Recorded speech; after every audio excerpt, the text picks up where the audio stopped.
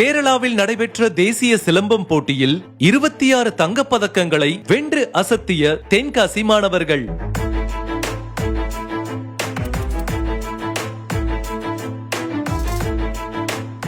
கேரளா மாநிலம் கொல்லம் மாவட்டம் கடக்கலில் உள்ள SHM பொறியியல் கல்லூரியில் நடைபெற்ற தேசிய அளவிலான சிலம்பாட்ட போட்டியில் தென்காசியைச் சேர்ந்த சாரல் சிலம்பம் பயிற்சி மையத்தில் பயிற்சி பெற்ற 36 மாணவ மாணவிகள் பங்கேற்று ஆடினர். இப்போட்டியில் நமது ஊர் மாணவர்கள் அசத்தலாக சிலம்பம் சுற்றி 26 தங்கப்பதக்கங்கள் மற்றும் 9 வெள்ளிப் பதக்கங்களை வென்று சாதனை படைத்துள்ளனர்.